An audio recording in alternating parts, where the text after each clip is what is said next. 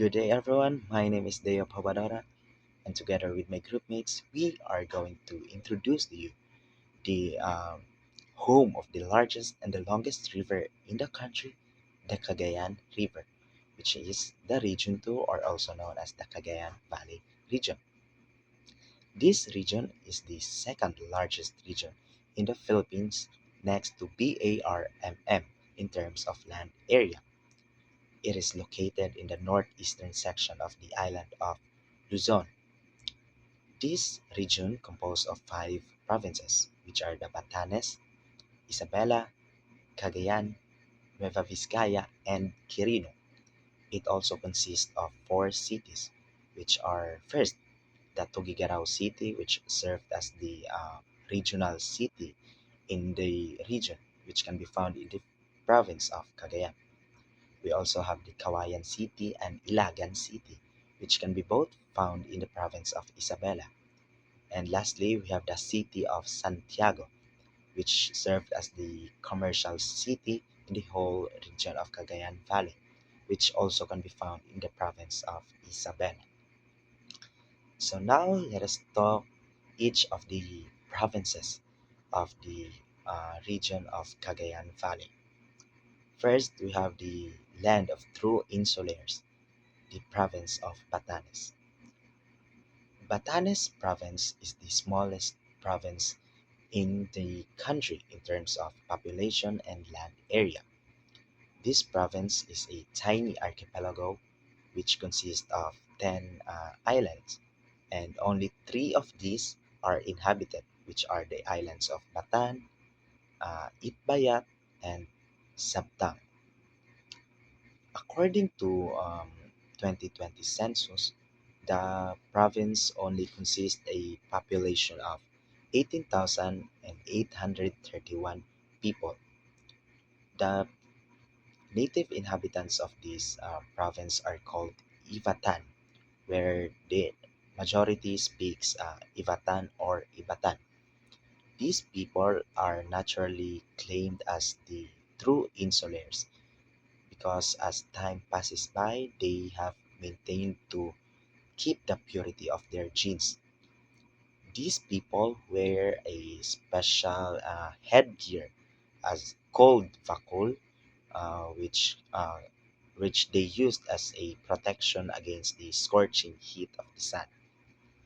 The province of Batanes consists of six municipalities, which is the town of Batan served as their capital.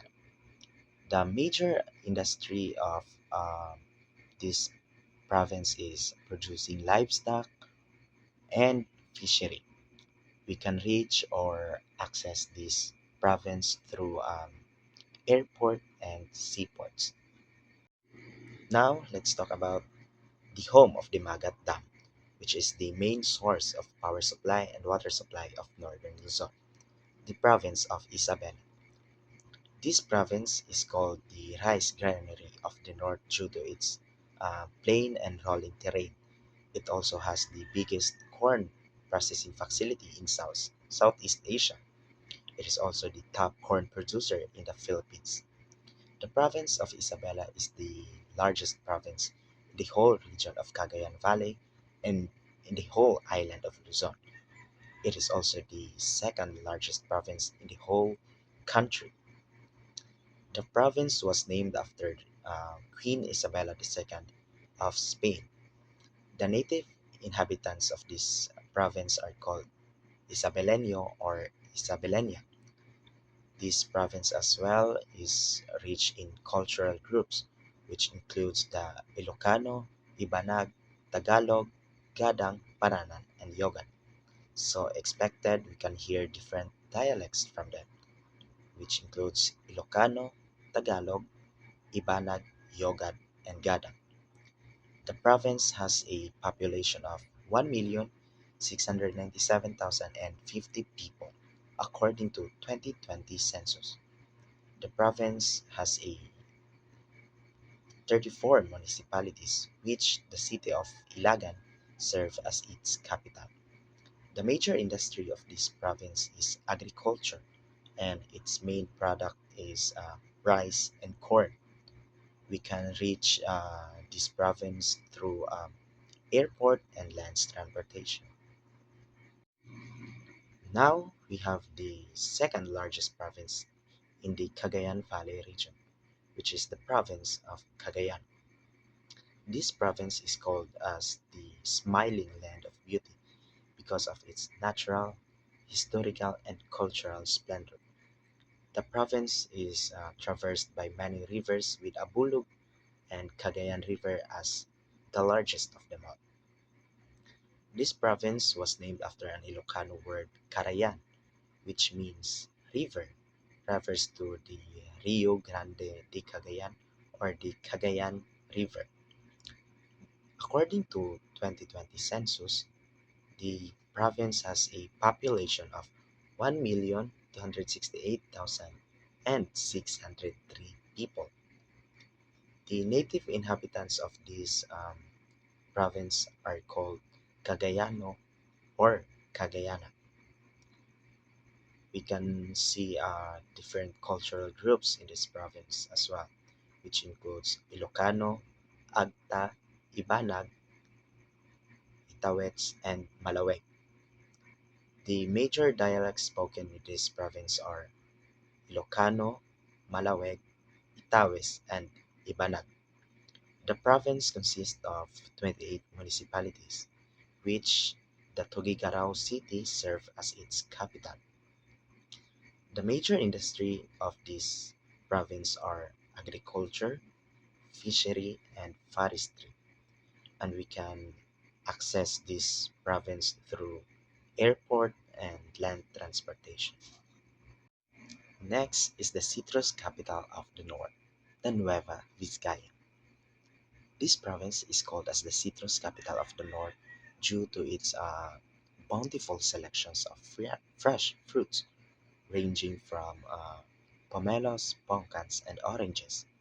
Also, this province is surrounded by mountain ranges, which covered in forests and grasslands, which are the Sierra Madre on the east side of the Nueva Vizcaya, the Cordillera mountain ranges, which can be found on the west side of the Cordillera of the Nueva Vizcaya, and the Caravallo mountain ranges, which can be found on the south side of the Nueva Vizcaya.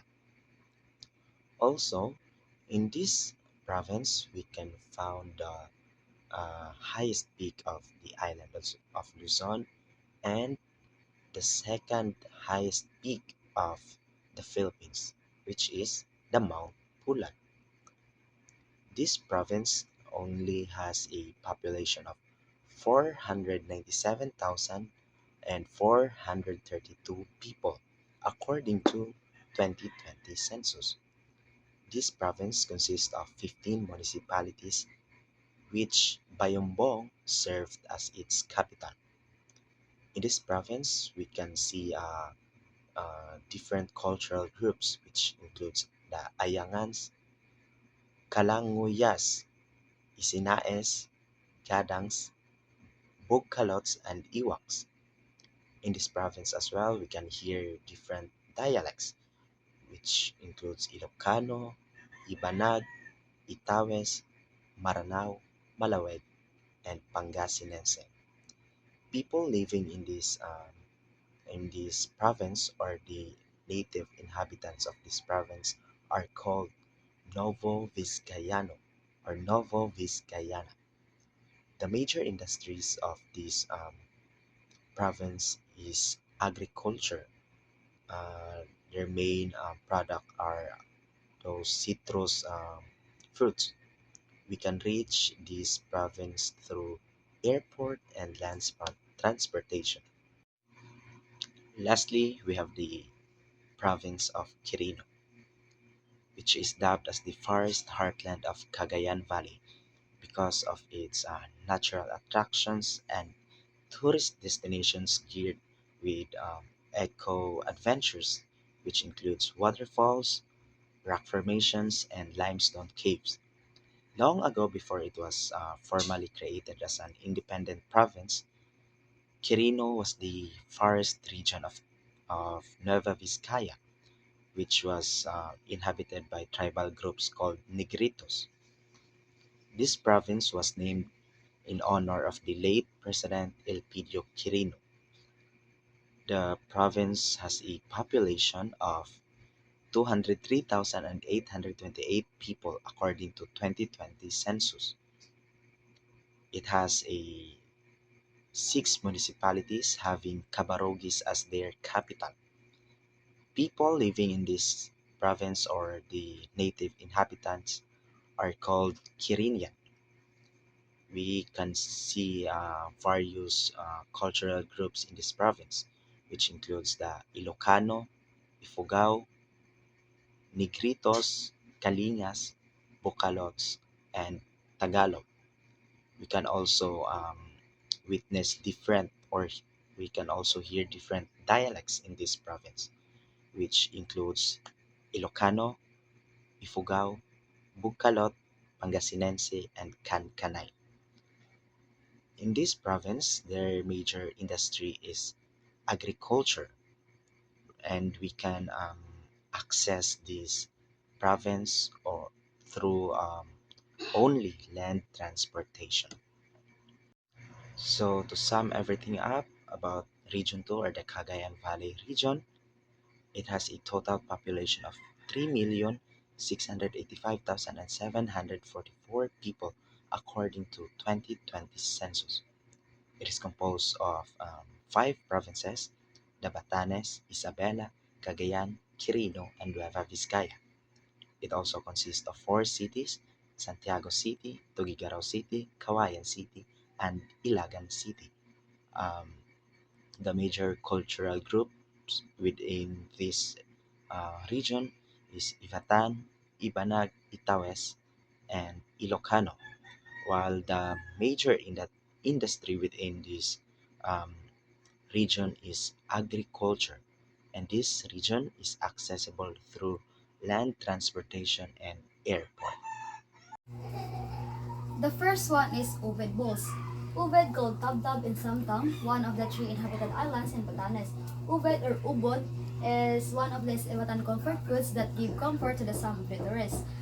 Ubod is basically made of finely grated corn, which is found at the base trunk of the banana plant, which is mixed with ground meat, beef or pork, and a minced fish. So sa ako nabasa or nakita na ko sa YouTube is they use ubod kana as the main ingredient of kanang ubed. It's because kanang sa una daw Batanes Island daw is usually maagian og bagyo or kanang ulan. And kanang mga tumba ang mga saging. In order for them nga para dili sila masayangan sa mga tumba sa mga saging, they will get the bottom trunk of the banana plant, which is the ubod, and they use it as the main ingredient sa ubed. Now that you guys have already know the five provinces of Cagayan Valley region, let's dig more about these regions such as their food delicacies. By the way, I am Rubiki Maglasang and I will be the one to talk about its gastronomy. Region 2 is also known for its food delicacies, but I am just going to give at least 9 food lists that explains or represent the five provinces. So The good next na no? one is Venus. Is a dish from Batanes, Philippines made from preserved carrot stalks, pork, and sponge card. It's similar to laing, a dish from Bicol. So this is similar to laing. It is because it is appearance, and they usually eat it kanang sa cold days or rainy days. And it also and the main ingredient of this dish is the taro leaves or the stalks. The next one is Pansit Batel Patong. It is a popular dish in Tuguegarao City, Cagayan. So it's composed of two parts, the noodles with toppings and the sauce which looks like an egg drop soup. So ang main ingredient din niya is the pansit. And mang natawag siya og pansit batel patong, it is because they will beat the egg na i-mix nila sa soup and the patong kanang term niya is kanang all the ingredients is ilang ibutang sa ibabaw sa pansit. That's why they call it pansit batil pato. The next one is Pansit Kabagan.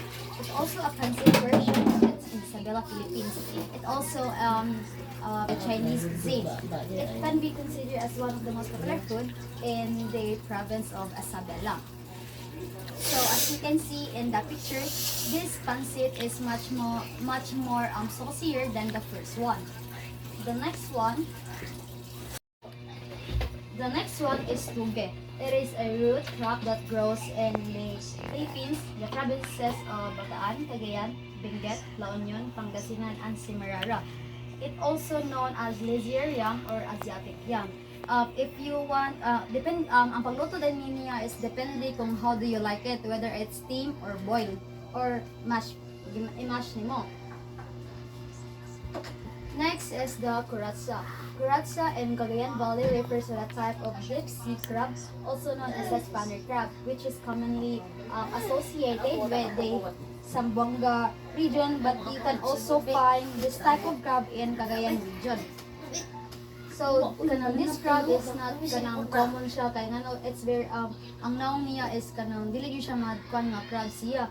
Then, but, ang pagluto din niya is similar na po sa pagluto na to, but they will in Cagayan region they will use a special sauce which is called alabar sauce in order for them to taste a different flavor of its sauce. The next one is abal-abal.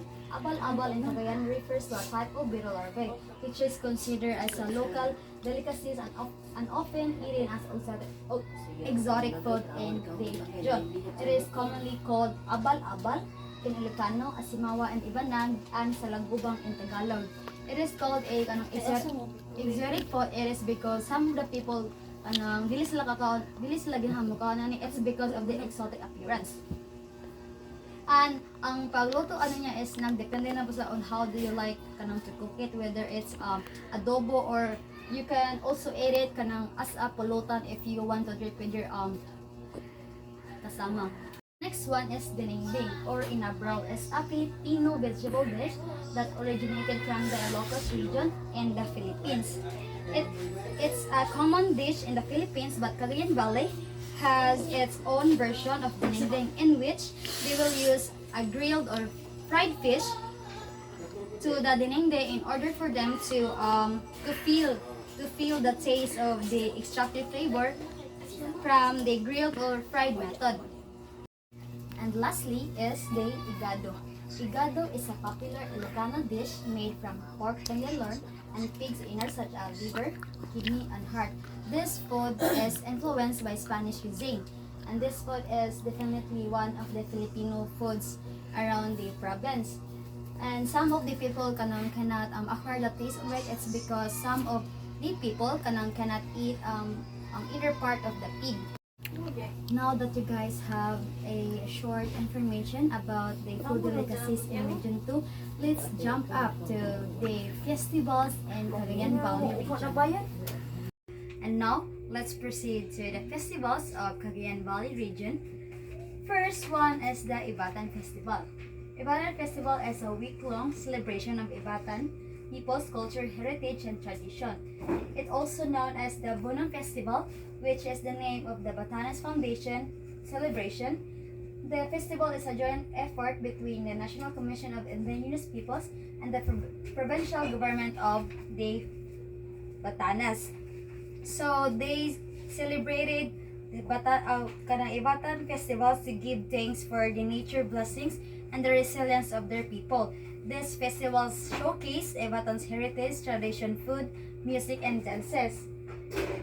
The next one is Bangkara Festival. Bangkara Festival comes from Bangka means boat. Ang karera means race, meaning boat racing, showcasing a boat race competition where participating fisher folks uses the traditional wooden paddle-propelled bangkas to cross the spread of Cagayan River that surrounds the town, and they usually celebrated it during March 16. The next one is Binalay Festival. Binalay Festival In Iligan, Isabela, they celebrated the Binaya festival, which symbolized their true values and characteristics such as hardworking, patient, intelligent, and God-fearing citizen. So, they celebrated the Banalay Festival in May 26 to 31. Binalay comes from the word of Ibanag, word means unity or togetherness, emphasizing the community spirit of cooperation. Next is Panagyaman Festival. Panagyaman Festival was the rice festival previously conducted by Nueva Vizcaya in observance of the Spanding Day.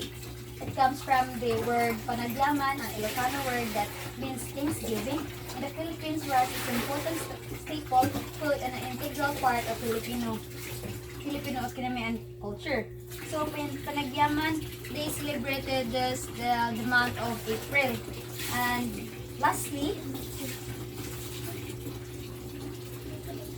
the Panagdadapon Festival. Panagdadapon Festival comes from the word Panagdadapon, which is a word in Ilocano language that means gathering.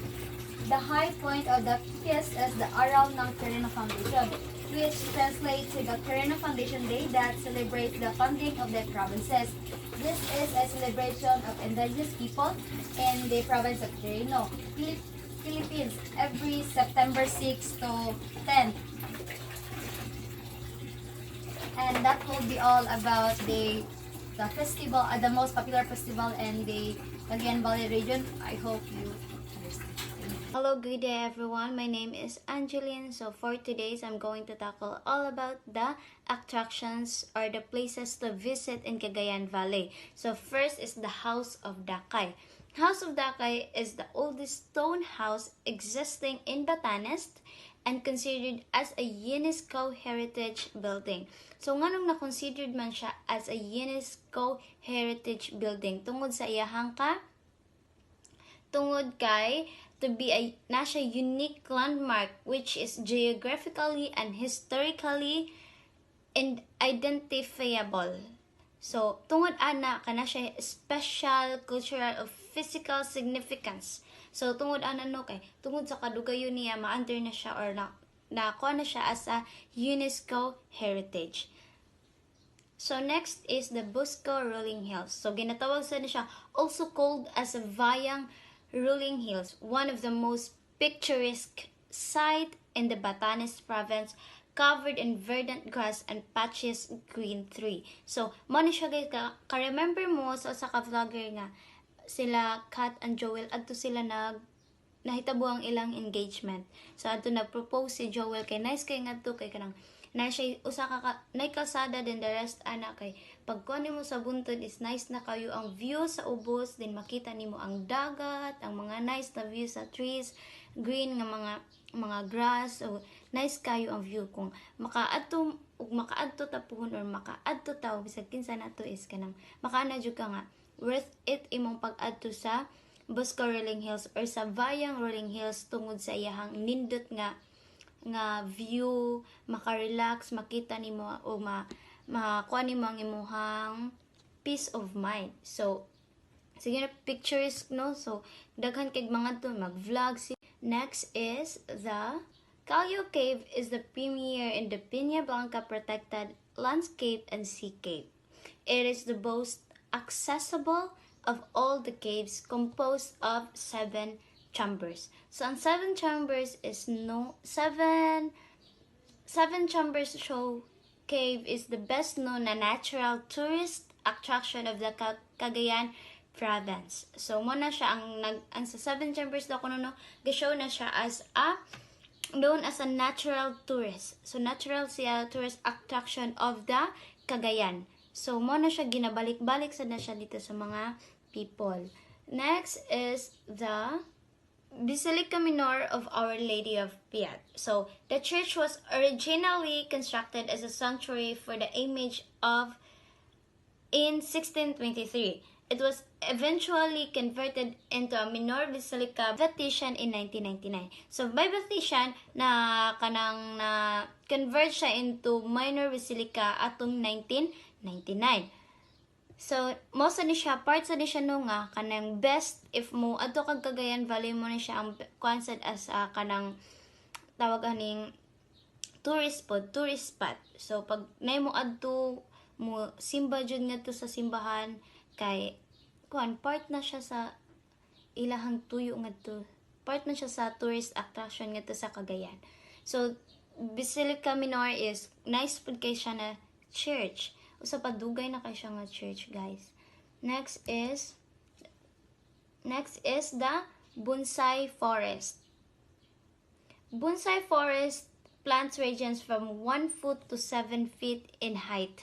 The forest is astonishing, converting estimated hectares. So, sa pictures, makita ninyo sa pictures no nga kanang na siya kanang tawag aning ang kakuan na niya, ang katas-o niya 1 foot to 7 feet ang height niya sa mga trees. So, kanang bonsai forest, guys, mga trees na daghan kaayong mga trees. So, ma-part siya sa usa ka attractions kay pag muadto ka is nice man sad ang view. Makita nimo ang kanang mga trees, nga nindot kayo, mga habog, diba? So, Magat Dam, the word itself, dam siya no, sa Shaka Dam. So, Magat Dam is the first multi-purpose dam in the Southeast Asia, located in the largest tributary of Cagayan River. Constructed began in 1975 and was completed in 1982. So, almost 5 or 6 years siya nga gihimo, no? Constructed. So, ang Magat Dam, guys, is mama siya ang is one of the largest dam in the Philippines. It is a multi-purpose na siya, one of the useful thing to sa Cagayan Valley. So the next one is the Saint Dominic Cathedral Church, also known as Bayumbong Cathedral. This 18th century Barroco Roman Catholic Church is located in Bayumbong, Nueva Vizcaya. It was founded in 1739 by the Augustinian Friars of Spain. So, na-found siya nung nga kanang nga church tungod atong Augustinian Friars of Spain atong 1739. So, duha ni siya ka church, guys, no. Located ni siya as sa Nueva Vizcaya nga church and Saint Dominic Cathedral Church atong 18th century na tawag na known siya as ay Bayumbong Cathedral atong 18th century. The next one is Mount Pulag, known for its attractions including its diverse flora and fauna, its cool climate, and its views of the Milky Way and the Sea of Clouds. So, ang Mount Pulag, guys, kay kanang nagmuras na siya kanang